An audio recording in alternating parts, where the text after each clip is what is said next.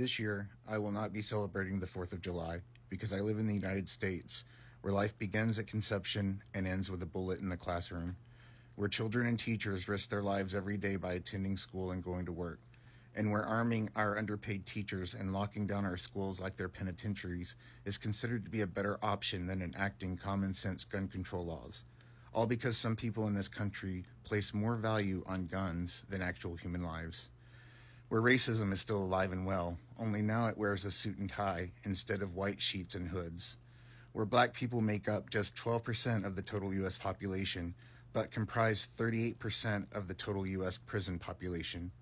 And where nearly 1 out of every 100 people in the U.S. is imprisoned, where women are denied the right to self-govern their own bodies, and a person is called an abomination because the person they love is of the same gender, where states' rights reign supreme unless those rights don't coincide with the beliefs of the radical right, where hypocrisy is just a fact of life for the average Republican voter, and alternative facts are an actual thing, where out-of-control capitalism has been allowed to run amok and only benefits a select few, where the American dream is nothing more than a pipe dream for most Americans, where many Americans are just one medical catastrophe away from financial ruin, and people are forced to forego filling needed prescriptions because they cannot afford to pay for it, where we are told that universal health care is simply too expensive, but bailing out corporations and continuously funding endless wars is no problem at all, where the wealthiest 10% of Americans possess 73% of all the wealth in the country, and that wealth gap is only getting bigger, and where instead of choosing to use that wealth and power for good,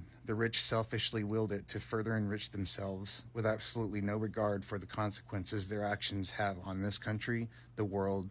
the environment, or their fellow human beings. Where a two-party political system and a government based upon a 235-year-old constitution that was written by old, wealthy, slave-owning white men is regularly bought and sold by the highest bidder, and which long ago abandoned we the people, where the conditioned masses think that the fake news is real and the real news is fake, where religious zealots impose their beliefs on everyone else, and where they celebrate every opportunity to deny others the same freedoms that they take for granted, where they weaponize their Bible and cherry-pick which sins to condemn and which sins to conveniently ignore, all the while seemingly being oblivious to their hypocrisy, or worse yet, seeing the hypocrisy and just not caring,